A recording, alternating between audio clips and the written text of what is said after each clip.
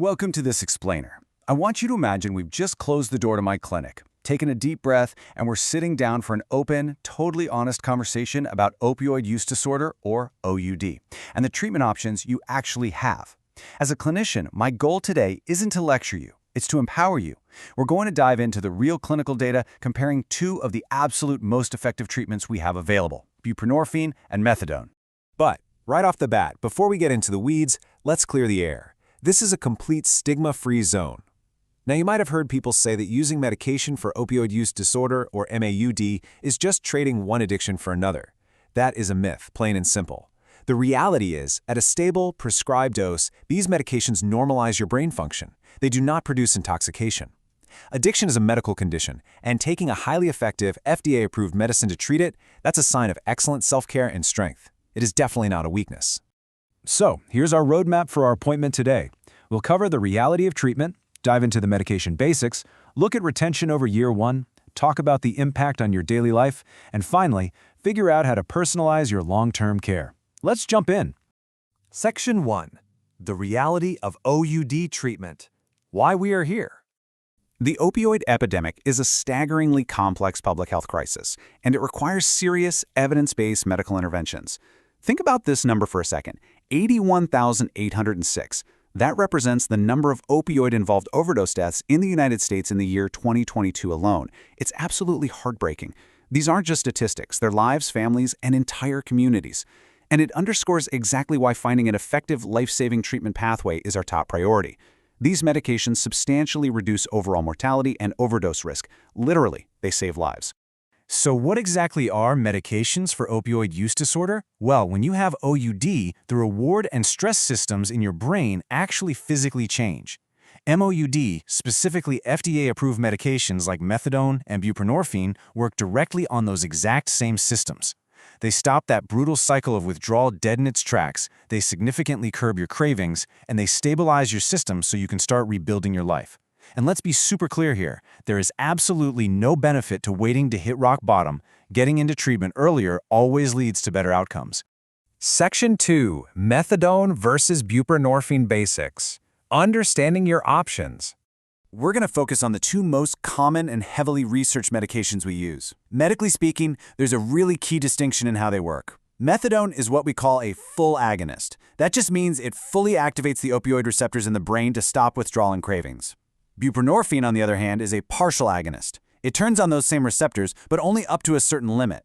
This creates a ceiling effect, which makes it incredibly effective at curbing cravings while having a really strong safety profile.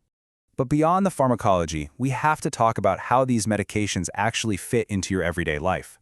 Methadone typically requires daily visits to a specialized opioid treatment program just to get your dose.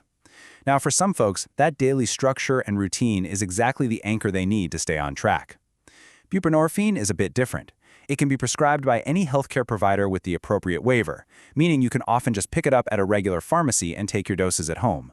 It offers a lot more flexibility, which is huge if you're juggling a strict work schedule or, childcare. Section 3. Retention over the first year. Managing those expectations. To understand what staying in treatment really looks like, let's look at a massive meta-analysis published in The Lancet that analyzed over 300,000 patients. It's a huge data set.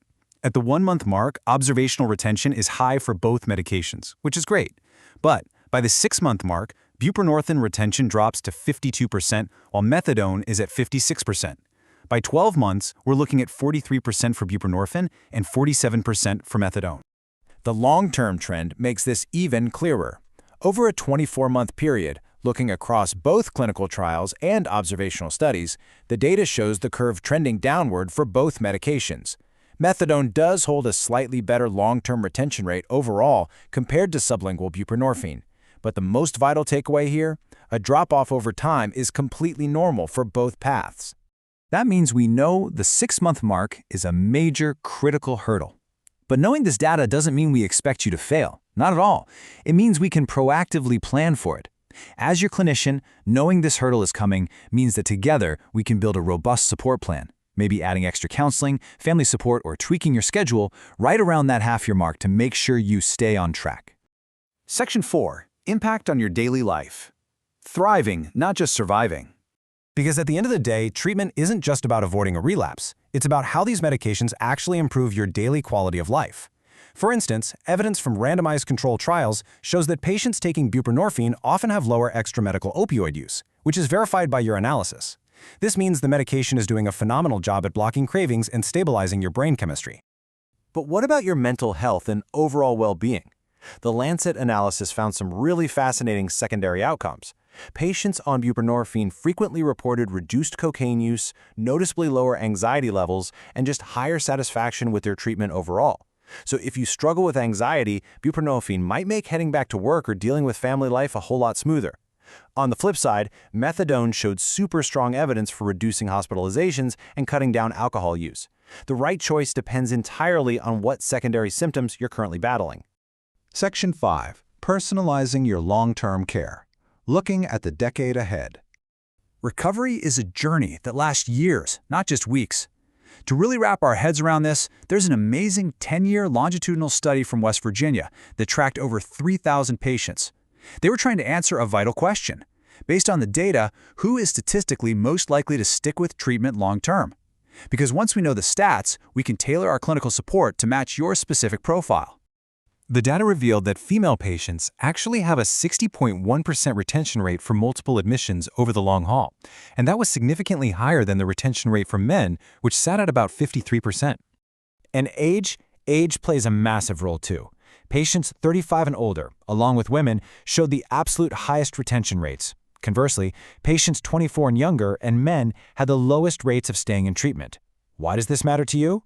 Well, as a clinician, if you're a 22-year-old guy sitting in my office, I know statistically you're going to need some extra backing. We aren't just going to hand you a prescription. We're going to proactively schedule extra check-ins, connect you with peer recovery groups, and build a much tighter safety net. Ultimately, the absolute best medication is not determined by a chart, a meta-analysis, or a 10-year study from a university. It's determined by what fits your unique life, your daily schedule, and your biology. Both methadone and buprenorphine are incredible, life-saving, evidence-based treatments. So as we wrap up this explainer, I want to leave you with a question to chew on. Considering the long-term retention trends, the daily life flexibility, and how they impact things like anxiety and your routine, which treatment pathway best aligns with your personal goals? Take this information, think about what a successful daily life really looks like for you, and have a confident, informed conversation with your doctor. You have the data, you have the options, and you have the power to take this step.